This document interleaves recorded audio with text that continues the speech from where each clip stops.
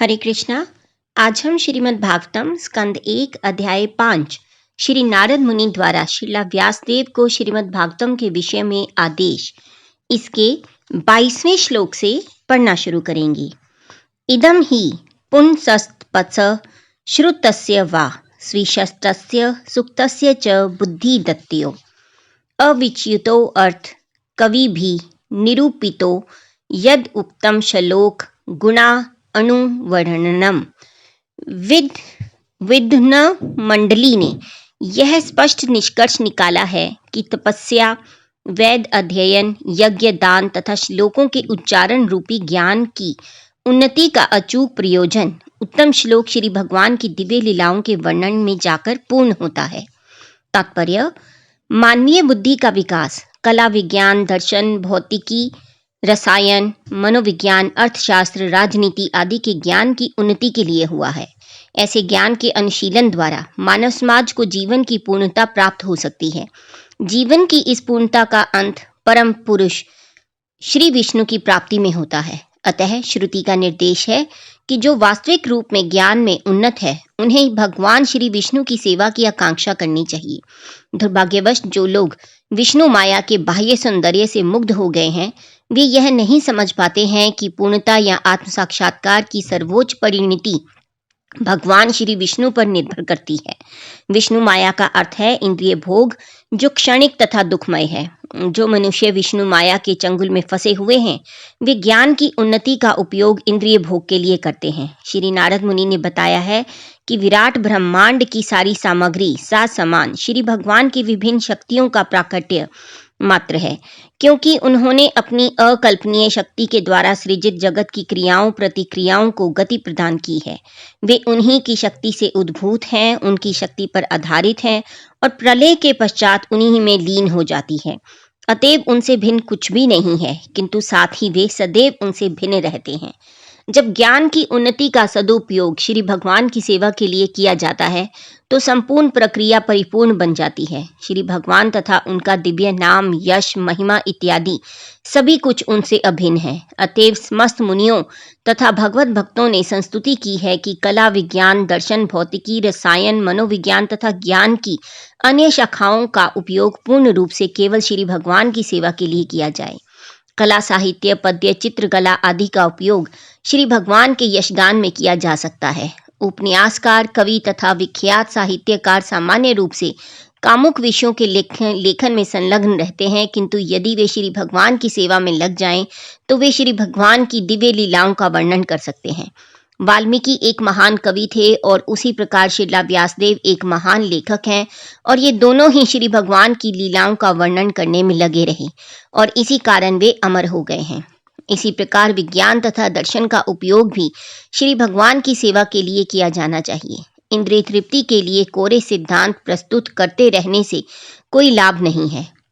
दर्शन तथा विज्ञान को श्री भगवान की महिमा को प्रस्थापित करने में प्रयुक्त किया जाना चाहिए। समुन्नत लोग विज्ञान के माध्यम से परम सत्य को जानने हेतु उत्सुक होते हैं। अतएव महान वैज्ञानिक का यह कर्तव्य है कि वैज्ञानिक आधार पर श्री भगवान के अस्तित्व को सिद्ध करने हेतु प्रयास करें। इसी प्रकार दार्शनिक चिंतनों का उपयोग परम सत्य को संवेदन युक्त तथा सर्वशक्तिमान के रूप में स्थापित करने में किया जाना चाहिए। इसी प्रकार से ज्ञान की अन्य समस्त शाखाओं का उपयोग सदा श्री भगवान की सेवा के लिए किया जाना चाहिए। श्रीमद् भगवद गीता में भी इसकी पुष्टि की गई है।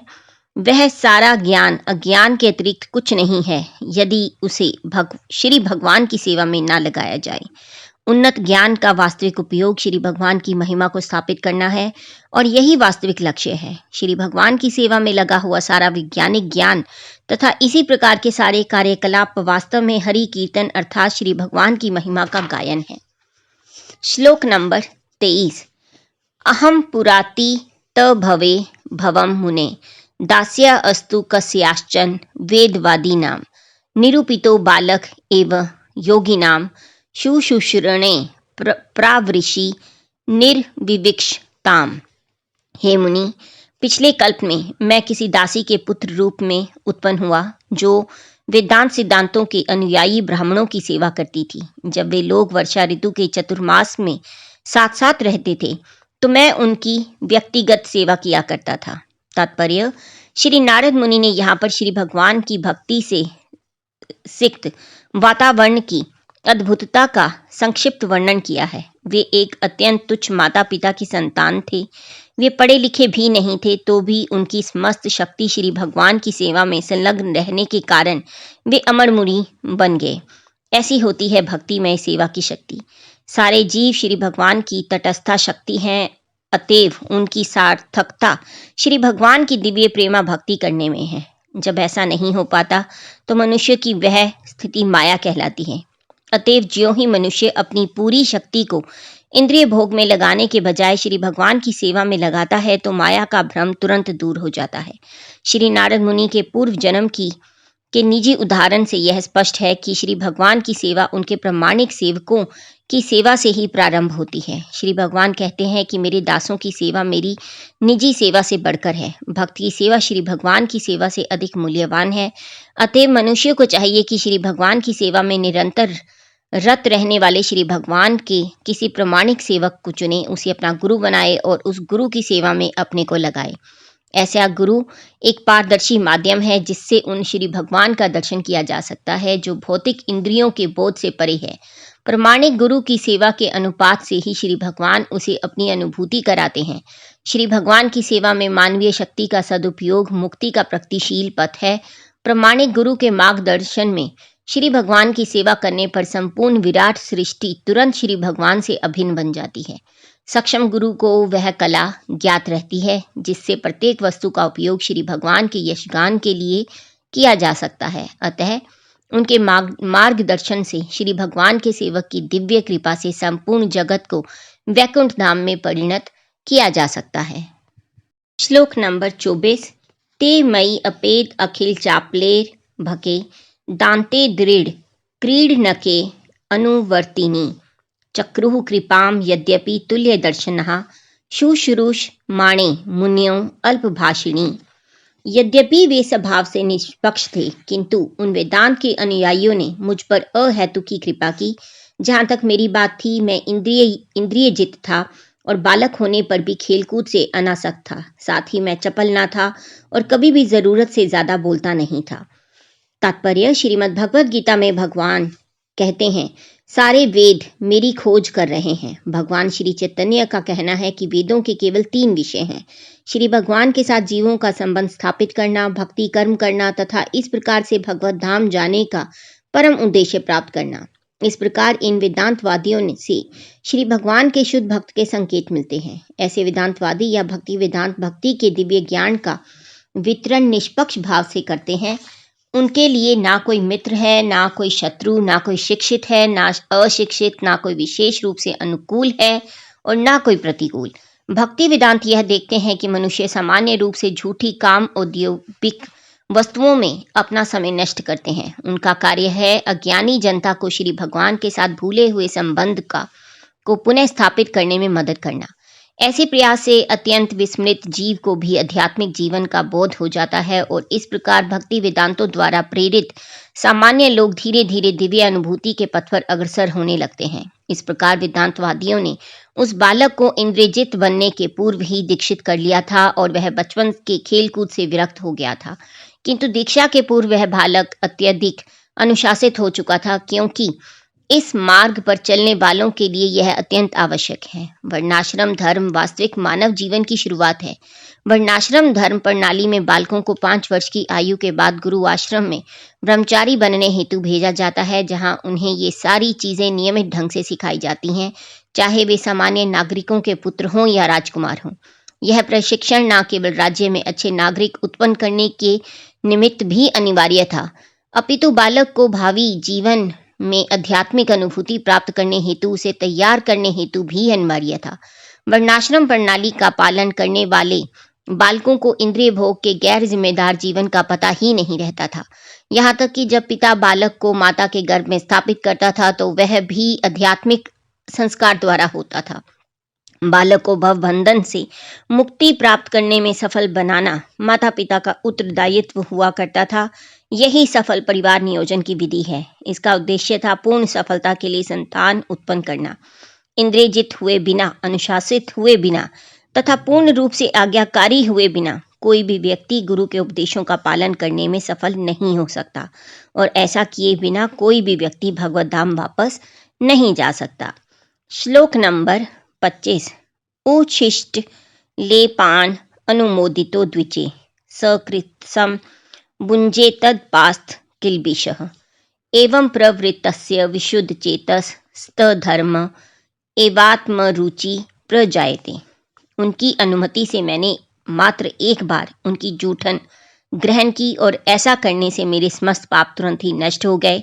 इस प्रकार सेवा में लगे रहने से मेरा हृदय शुद्ध हो गया और तब वेदांतियों का स्वभाव मेरे लिए अत्यंत आकर्षक बन गया। तात्पर्य, शुद्ध भक्ति अच्छे भाव में संक्रामक रोग के समान है। शुद्ध भक्त समस्त प्रकार के पापों से निर्मल हो जाता है। श्री भगवान विशुद्धतम सत्ता है और जब तक कोई भौतिक गुणों के संक्रमण से मुक्त होकर उन्हीं के समान शुद्ध ना हो ले, तब तक वह श्री भगवान का शुद्ध भक्त नहीं बन सकता। जैसा कि पूर्व में कहा जा चुका है, भक्ति वेदांत जन शुद्ध भक्त थे और यह बालक उनकी संगति से तथा एक बार उनका जूठन खाने से उनके गुणों से अभिभूत हो गया। ऐसी जूठन शुद्ध भक्तों की अनुमति के बिना भी ग्रहण की जा सकती है, लेकिन कभी कभी सद्य भक्त भी होते हैं, अतः उनसे अत्यंत सावधान रहने की आवश्यकता है। ऐसी अनेक बातें हैं जो भक्ति करने में बाधक होती हैं, किंतु शुद्ध भक्तों की संगति में ऐसे सारे अवरोध दूर हो जाते हैं। नवजिज्ञासु भक्त शुद्ध भक्त के दिव्य गुणों से लगभग पूरित हो जाता है, जिसका अर्थ है श्री भगवान के नाम, यश, गुण, लीला इत्यादि के प्रति आकर्षण। शुद्ध भक्त के गुणों की संक्रामकता का अर्थ है श्री भगवान की दिव्य लीलाओं के प्रति शुद्ध भक्ति की रुचि उत्पन्न करना। इस दिव्य रुचि के आगे समस्त भौतिक वस्तुएं फीकी पड़ जाती हैं, अतः शुद्ध भक्त कभी भी भौतिक कार्यकलापों के प्रति आकर्षित नहीं होता। भक्ति पथ के सारे अवरोधों या समस्त पापों के दूर होने पर भी मनुष्य ईश्वर के प्रति आसक्त हो सकता है, उसमें दृढ़ता आ सकती है, उसमें पूर्ण रुचि उत्पन्न हो सकती है, उसमें दिव्य अनुभूतियां आ सकती हैं और अंत में वह श्री भगवान की प्रेममय सेवा के धरातल पर स्थित हो सकता है। ये समस्त अवस्थाएं शुद्ध भक्तों की संगति में ही विकसित होती हैं और यही इस श्लोक का तात्पर्य है। श्लोक नंबर 26।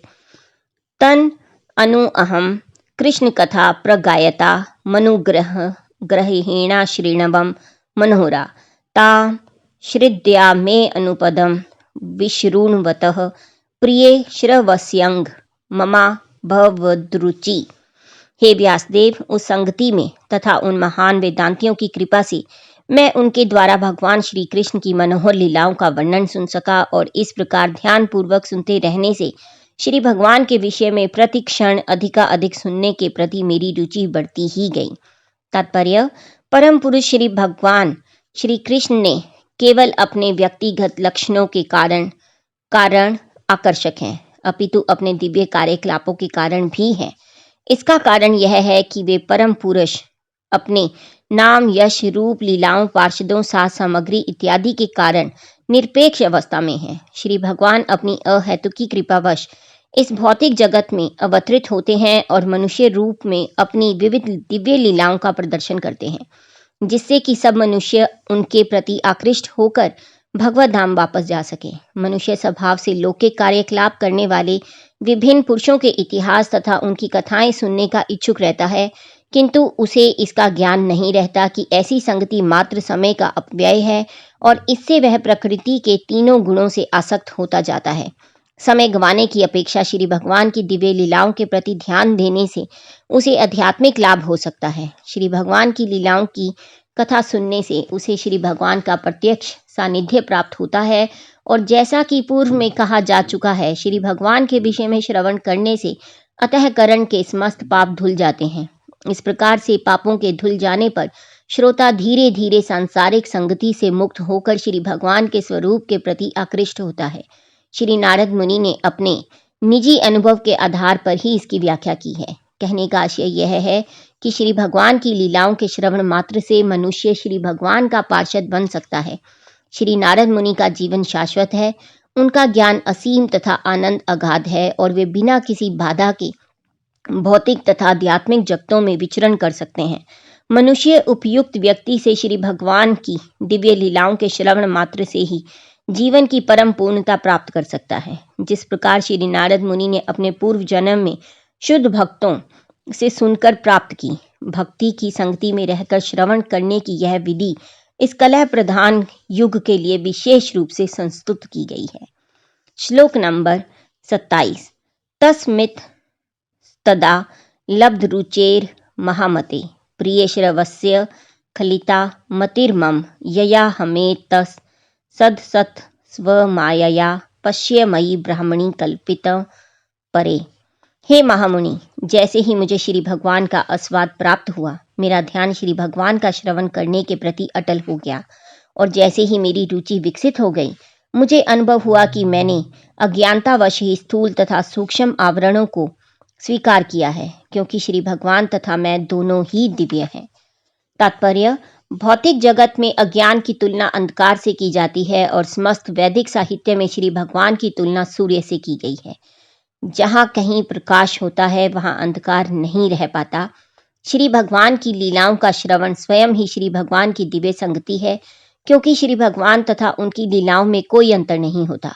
परम प्रकाश की संगति प्राप्त करने का अर्थ होगा संपूर्ण अज्ञान को भगाना। केवल अज्ञानतावश ही बद्ध जीव गलत सोचता है कि वह तथा श्री भगवान दोनों ही भौतिक प्रकृति से उत्पन्न हैं, लेकिन वास्तव में श्री भगवान तथा जीव दोनों दिव्य हैं और उन्हें भौतिक प्रकृति से कोई सरोकार नहीं होता।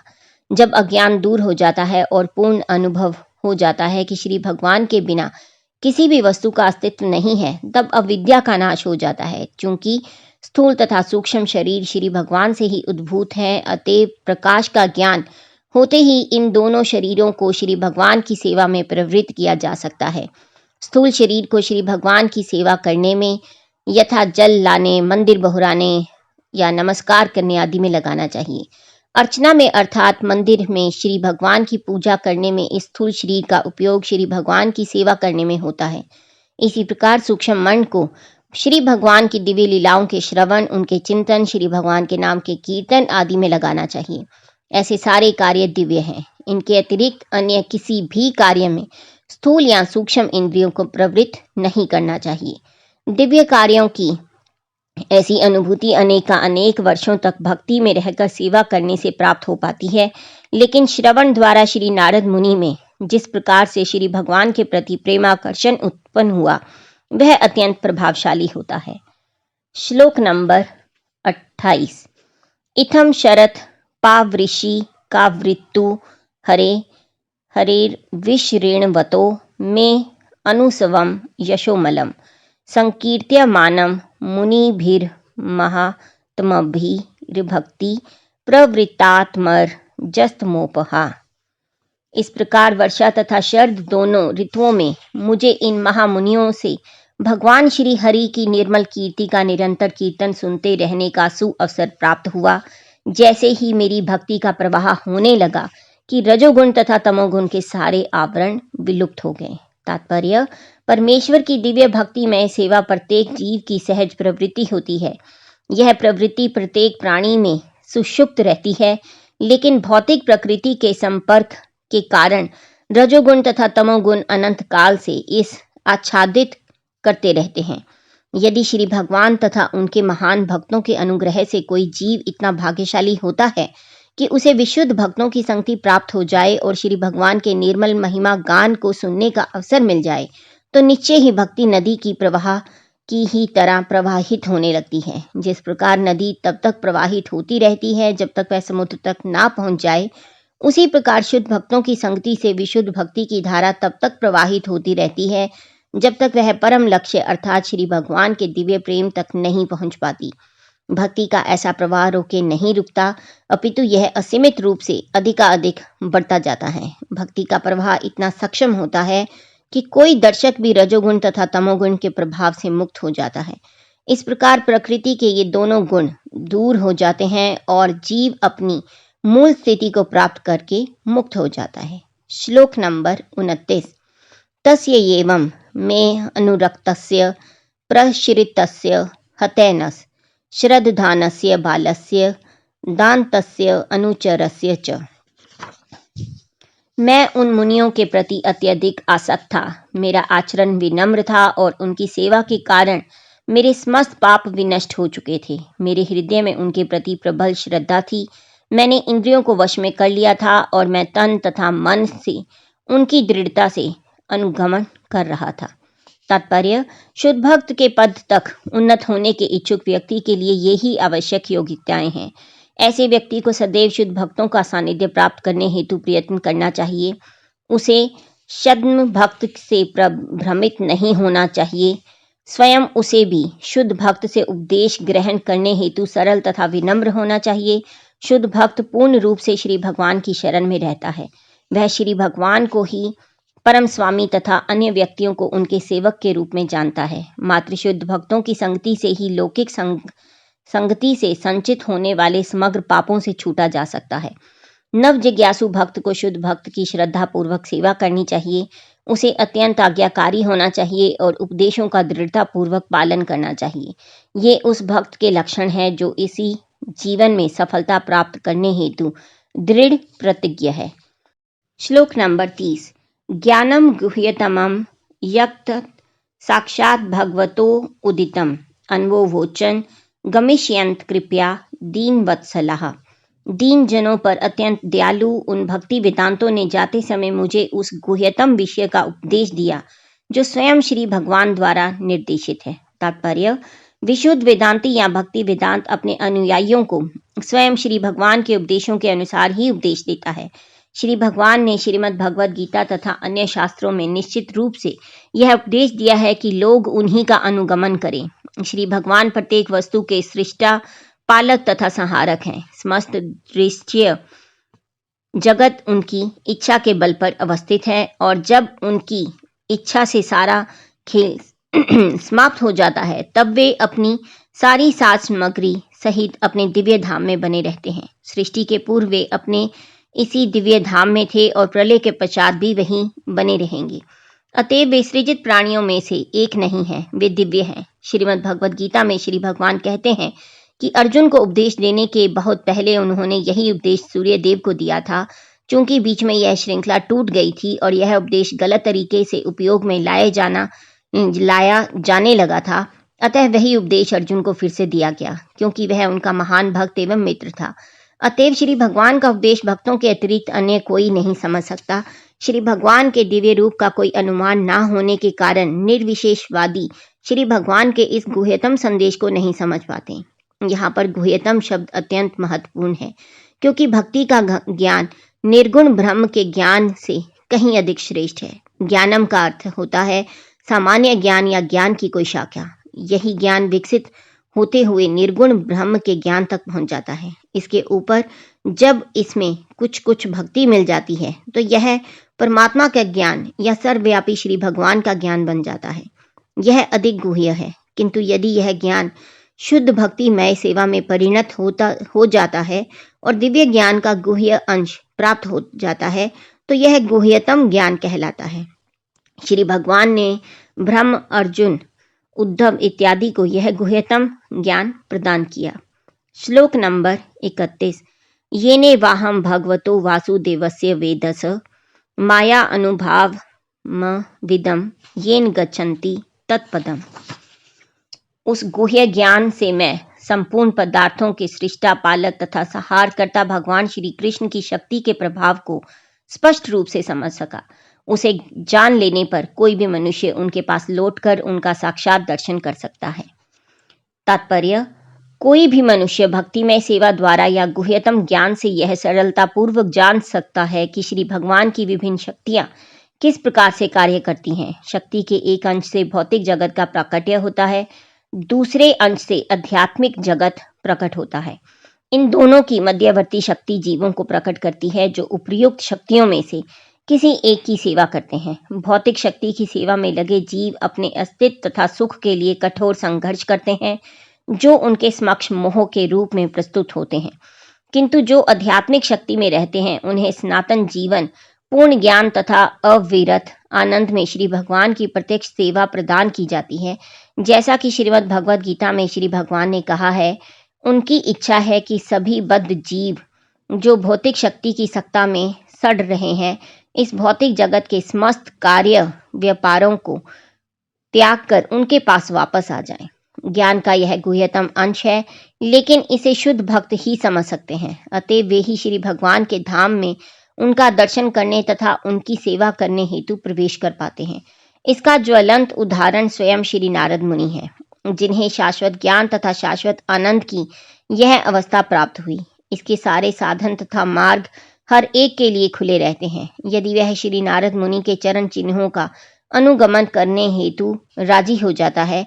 श्रुति के अनुसार परमेश्वर की शक्तियां अनायासी असीम हैं और जैसा कि ऊपर कहा जा चुका है, वे 3 प्रमुख कोटियों में वर्णित की गई है।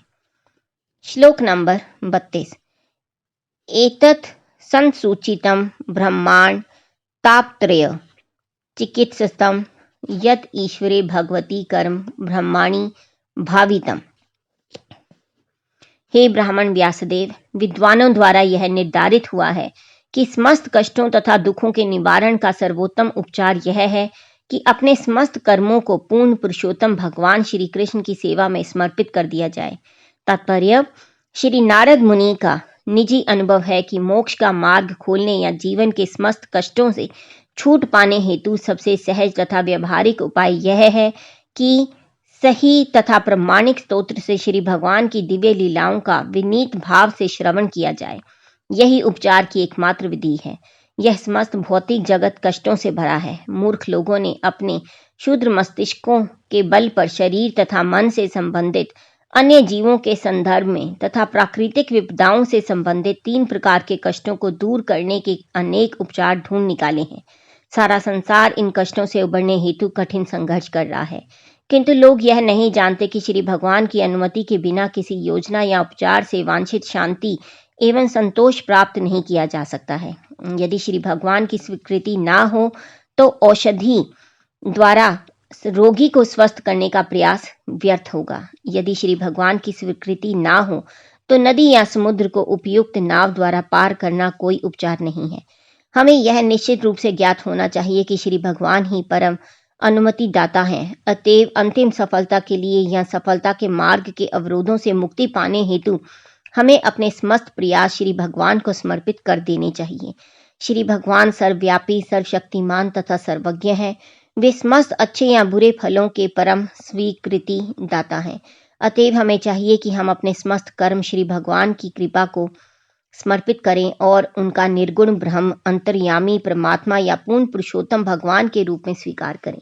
फिर चाहे हम जो भी हों, हमें प्रत्येक वस्तु श्री भगवान की सेवा में समर्पित करनी चाहिए। यदि कोई विद्वान, विज्ञानी, दार्शनिक, कवि इत्यादि है तो उसे श्री भगवान की श्रेष्ठता स्थापित करने हेतु अपने ज्ञान का उपयोग करना चाहिए। जीवन के प्रत्येक क्षेत्र में श्री भगवान की शक्ति का अध्ययन करने का प्रयास करो। ना तो उनका बहिष्कार करो, ना ही अल्प ज्ञान संग्रह करके उनके समान बनने या उनका स्थान ग्रहण करने का प्रयास करो। यदि कोई प्रशासक, राजनीतिज्ञ, योद्धा इत्यादि है तो उसे राजधर्मिता में श्री भगवान की सर्वश्रेष्ठता स्थापित करने का प्रयत्न करना चाहिए। उसे अर्जुन की तरह श्री भगवान के लिए युद्ध करना चाहिए। प्रारंभ में महान योद्धा अर्जुन ने युद्ध करने से इनकार कर दिया था, किंतु जब श्री भगवान ने उसे समझाया कि युद्ध करना आवश्यक है तो उसने अपना इरादा बदल दिया और श्री भगवान की प्रसन्नता के लिए युद्ध किया।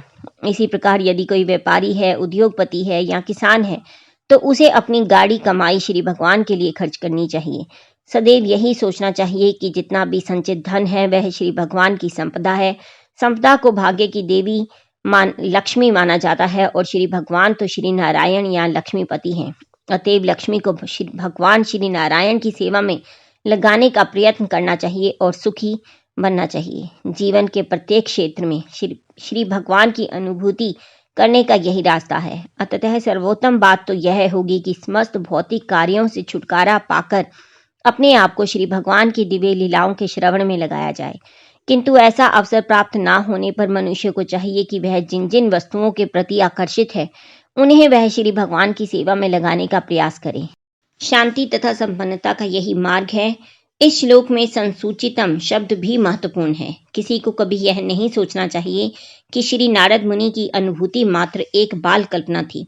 ऐसा नहीं है। इसकी अनुभूति कुशल तथा प्रकांड विद्वानों ने की है और संसूचितम शब्द का यही वास्तविक आशय है। हरे कृष्णा। आज का पठन हम यहीं समाप्त करेंगे और कल हम फिर से 33वें श्लोक से पढ़ना शुरू करेंगे। तब तक आप जपते रहिए हरे कृष्णा कृष्णा कृष्णा हरे हरे, हरे राम राम राम हरे हरे। हरि बोल।